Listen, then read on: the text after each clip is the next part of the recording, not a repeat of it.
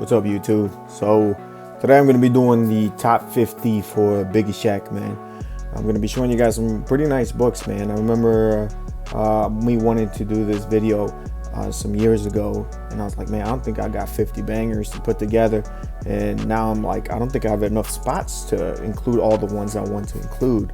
So I'm very grateful that I've been in a position to where I've been able to collect the way I'm collecting. So very thankful for that. So the way I collect is I collect everything for different reasons. Some of the things I really love the art, some of it's like the reading, some of it is nostalgia, but not all of it is nostalgia for me. I know, so I'm gonna be showing you guys like the first section that I really like, and that is because of the nostalgia stuff. I don't have, like, comics for me are not really driven by a whole lot of nostalgia, for the simple fact that I really didn't grow up reading comics. Comics wasn't they weren't available to me from where I grew up at. So I didn't really read comics, but I did read other stuff. I read books. Like one of my favorite things to read was like Animorphs. I love reading Goosebumps, and anything really like related to Goosebumps. There were like some bootlegs that came out that wanted to be like Goosebumps. I read those too. And there were also Alfred Hitchcock and the Three Investigators. That was my jam. All right, that was with Jupiter Jones. I absolutely love those. I ate those up at the library. I read every volume that they had. So, but for me, I think it was movies. I think for me, it was movies when I got introduced to like the superhero stuff and everything.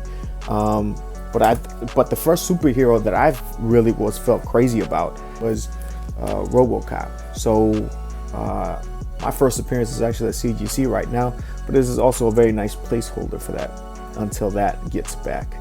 RoboCop, I remember, was like one of the first superheroes to me that I was like, oh man, that guy's so cool. I wish I was a robot. And yes, I realized that I was a little young to be watching RoboCop, but it was a different time, man. It was a different time. You know, things are different, right? And this movie is so great. It's aged so well. Like there's so many layers there to unpack. I would recommend, if you haven't watched RoboCop in a long time, to go back and revisit it. And I actually think the 2014 one is actually not that bad. Remember watching as a youngster was Predator, the original one with Arnold Schwarzenegger. And so this is the first appearance. This is the first print, and I absolutely love the colors on this. This one's just a sweet freaking banger, man. To go along with those is going to be Aliens #1. All right, this is low grade, but you know what? I found this for $1 at a flea market, and I'm not looking back. I might upgrade it, but right now I'm just satisfied to have this book. This is art by Mark Nelson, who we did get the opportunity to meet nearby. So this actually turns out to be like one of my favorite movies of all time. You know, because you guys ever go like through the channels like, man, there's nothing I want to watch.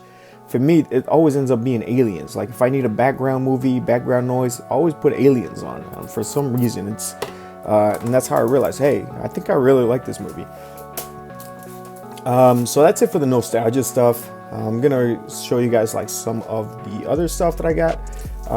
Some of the coolest stuff from Marvel, I think, is the Venom symbiote stuff. So I got the ASM 300.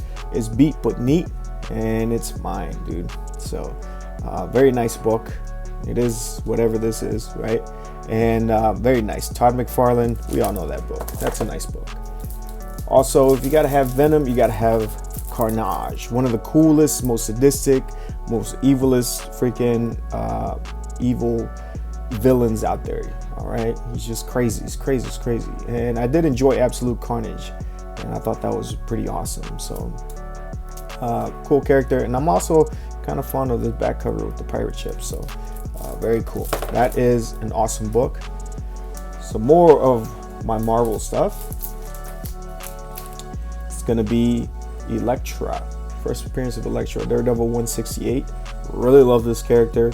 I think that this is just an awesome character. A lot of times when you get female characters, they're like the female version of a male hero, but she's kind of her own thing. She's even got her own name, Elektra. She's not She-Devil. She's not Dare Elektra or whatever. She's literally her own entity, and that's why I really appreciate it. I mean, she's Daredevil now, but whatever.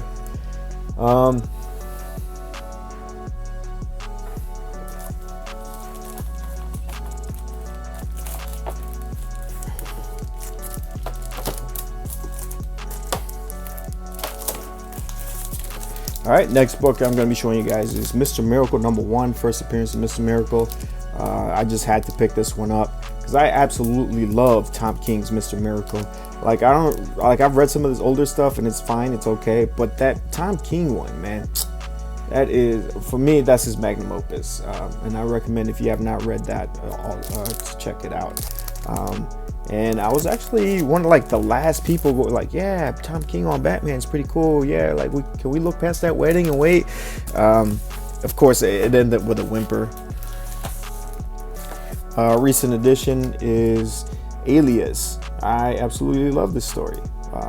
This story is amazing, and I think that it was a perfect time to pick it up the time that I did. Another one, it's going to be Sandman #8. This is the first appearance of Death. I absolutely love this issue. This issue was so powerful. I think especially spoilers, I guess. It's not really spoilers, right? The dining issue that came before this is a little tough for a lot of people. And I was like, man, that is rough. Like, it's rough stuff. But this is like an oasis, man. Like, after the storm, this is the peace, this is the calm, and that's why I absolutely love this. When it comes to the TV show, I thought it was fine, it was okay. And of course, to go with that, it's going to be the Jenny Frison 1 in 100, signed by Jenny Frison. Obviously, this book needs no introductions. It's going to be forever in my collection.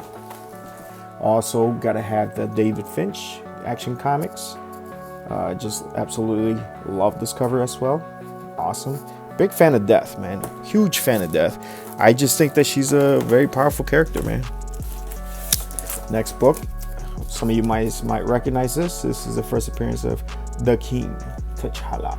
I really love characters who are superheroes, but they're also kings, because they kind of have a thing where they have to balance their responsibilities within their kingdom and their duties as a superhero. A lot of times heroes find themselves in between that. Let's see, what else do I have? Jungle Action #6, the first appearance of Killmonger. Absolutely love Killmonger. He's one of my favorite villains. He is a flawed person. He's a flawed human. But sometimes when you get some of these characters who are just like flawed humans, the only reason they're villains is because they're being put up against, more pious, more righteous characters. I think if he didn't have T'Challa, I mean, Killmonger's really not that far away from being Frank Castle. I mean, am I wrong? And I'm going to show you guys next another one of those characters that I think kind of goes along the same vein. They're only evil because of the heroes, or they're perceived as evil, right? And that is New Teen Titans #2, first appearance of Deathstroke. This is Batman 181, all right? No pinup, no problem. I mean, it's just Batman and Robin. If it was like a Poison Ivy, I'd probably be sweating it a little bit more.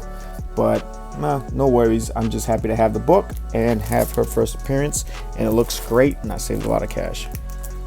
Next one is going to be Batman Adventures #12, first appearance of Harley Quinn. So when it comes to like Batman Adventures or Batman the Animated Series, that's when I really became a huge Batman fan. And of course, that is where we saw Harley Quinn for the first time. So fantastic. Recent addition from this year, and that is Detective Comics 359, first appearance of Barbara Gordon. One of the best characters, I think. She's been through a lot, where as far as her, you see what she goes through the Killing Joke and becoming the Oracle, and then her triumphant return. I feel like the writing on her is kind of up and down sometimes. You don't really get the strong writing that the character deserves, but I think overall she's gotten a pretty good story, that good arc overall to her. Next, we're getting into like the underrated DC characters, and I think Green Lantern 87, first appearance of John Stewart, in my opinion, is like the best Green Lantern. I think that when it comes to like willpower, I think Green Lantern John Stewart is probably the better, because he is like a military man. He's quiet, he's stoic, and I feel like that is what willpower is sometimes, is not just like the force, the will to do something, but the will not to do something, the discipline to have. I think discipline itself takes a lot of willpower, which I think that's the difference between Jon Stewart and Hal Jordan. Another underrated little guy. This one's beat by but neat, and this is an awesome Gil Kane cover. I just love these Atom covers. They just tickle my fancy. Another guy that doesn't get a whole lot to do, that is Booster Gold and Firestorm. This literally guy can literally create kryptonite, and I don't know how he's so underrated. I got a confirmed classic right here. This is a classic book, man, and this was the first graphic novel that I read from Batman, and because when I learned about it, I was like, man, I gotta read that. So got New Gods. I think this is number 7. Yep, number 7. First appearance of Steppenwolf. Very cheap book, very underrated. I think they did a great job with him in the Justice League. One of my favorite new heroes, and that is Jaime Reyes. First appearance of the new Blue Beetle, and he literally levels up. I think he is kind of like Miles in the fact that he is his own character. He's not just like a gender swapped character. You know what I mean? Like, it's not like they didn't just take Ted Kord and put a mustache on him and make him a Mexican, right? It's just he is his own person with his own thoughts, his own feelings, and his own culture. I got a couple copies of Nova here. Richard Rider. So I'm pretty excited to have this book. I think one of these was an A-OK from my homie Geeks, and I'm excited for Marvel to take it into the true cosmic. I think they've already done it with Love and Thunder and Guardians of the Galaxy, but yo, where's Nova and Sentry? Where are these guys at? All right. Speaking of outer space stuff, here's one of my favorite Dave Stevens covers, and this is just classic. It's just so pulpy and stuff. I'd imagine something like this from like movies in the 40s where they probably didn't understand how outer space worked yet. Oh man, I freaking love this cover, man. One of my favorite artists is Brian Boland, right? And when it comes to women of DC or just women in superheroes, there is no greater hero than Wonder Woman. So Ryan Magic Lasso might be the biggest Wonder Woman fan, but he's not the only one. All right, and this one is signed by William Messner Loebs, and on the case, I'm getting pretty comfortable with having writers or creators just sign my case. So I love this. I love Brian Boland's run on Wonder Woman. I just eat those covers up, and this is one of my favorite ones. There was a time when I was a kid where I was kind of space crazy. I love the space. There's a few things that I really enjoy, right? I feel like those are like the final frontiers.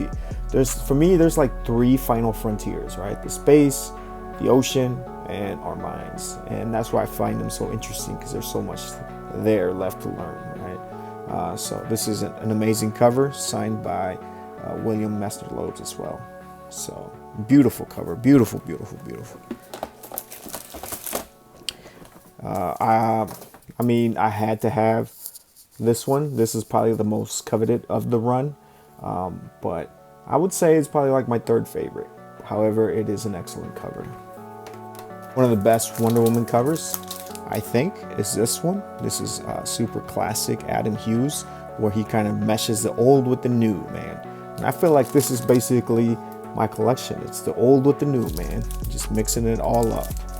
Of course, I don't have as much Golden Age as I would like to. I'm gonna be showing you guys another Adam Hughes, and this is Power Girl, right? There's another one that's more coveted than this, and it's more searched and sought after, but in my opinion, this is my favorite one. I just love the feeling of this cover.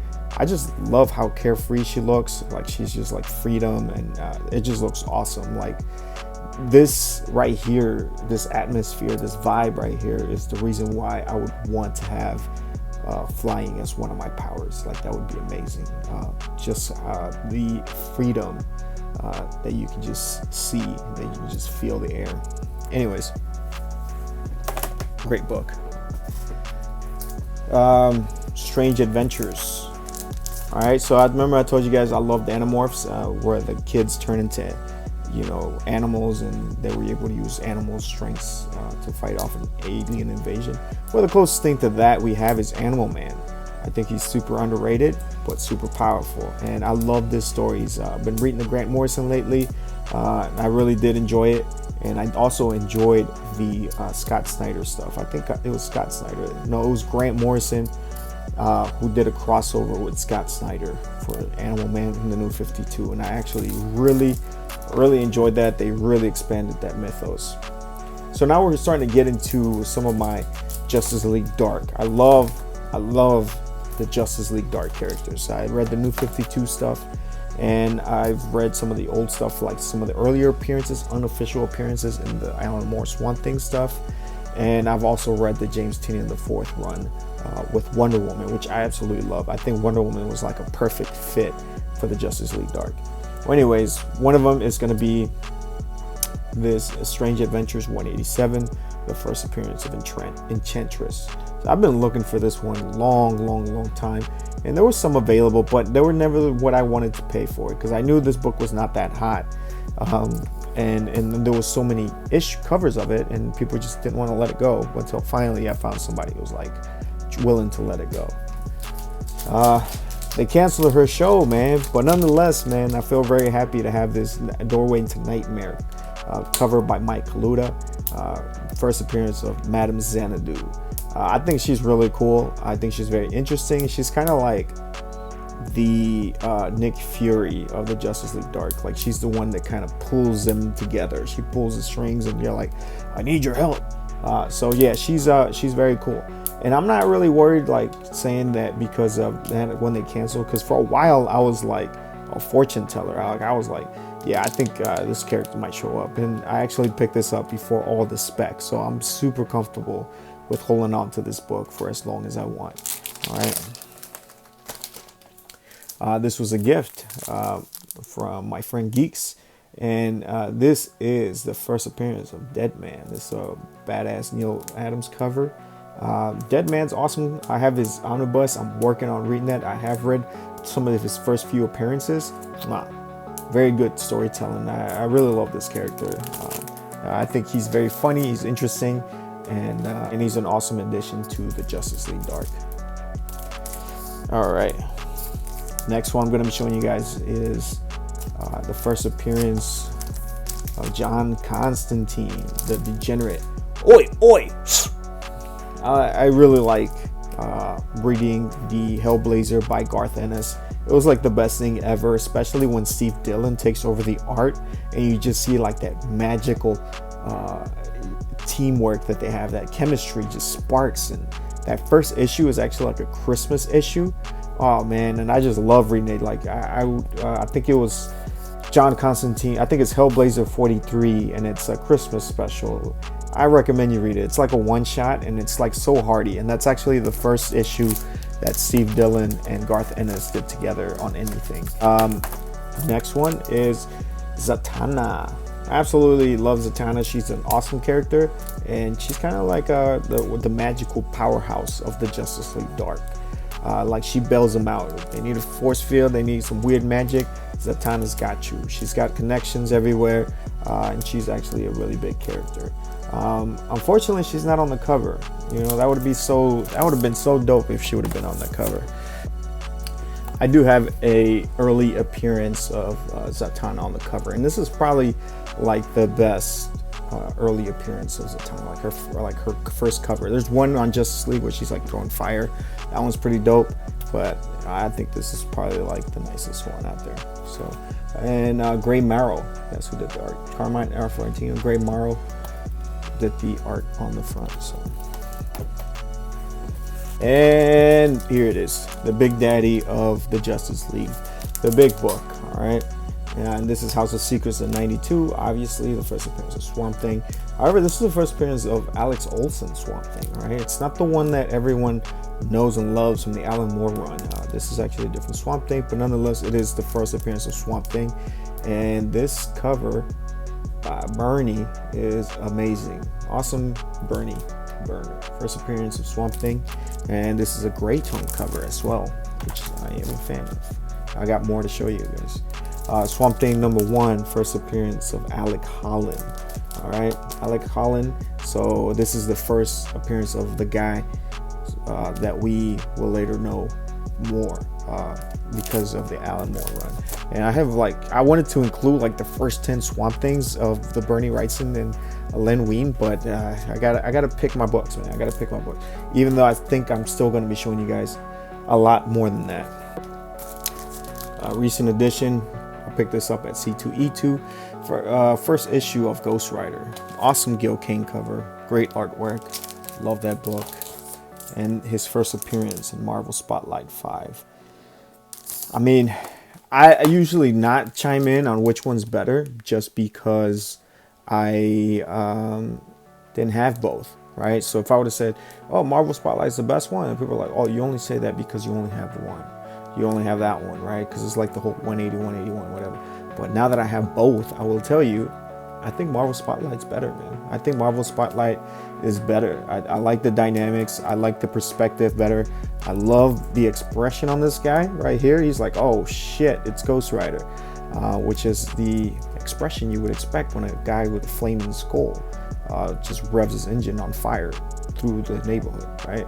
And they're both on the same grade. So like I said, completely unbiased there.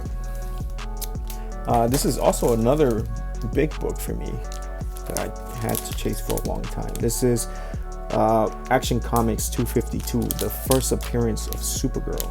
This is Kara Zor-El, also Metallo, but who cares about Metallo? This is awesome. She's also a great character. Unfortunately, she hasn't had the strongest writing behind him until now. I think Tom King, you know, he's done some great things. Tom King knows how to write a book, man. Tom King knows how to write a book, especially with characters that haven't been explored yet. I think the thing with Batman was probably that Batman's been explored and deconstructed before, that people are like, oh man, we're doing this again. But with characters that haven't been deconstructed, I think Tom King's perfect. I think he's a great writer for that. And I just wanted to throw this in. This is one of my favorite Art Germ covers from that awesome Supergirl run that he did. So this is such a wholesome cover. All right, so now we're getting into like my water stuff. All right, I didn't choose to be an Aquaman fan. All right, I just, you know, I didn't choose the ocean. I didn't choose the water. The water chose me. Okay. I fell in love with this world, man. So I'm gonna be showing you guys some of the cool stuff. Some of the stuff is at CGC, like my first Aqua Girl, my first Ocean Master. That stuff's at CGC right now. But I do have this Aquaman number 13. This is the first or the second appearance of Mira.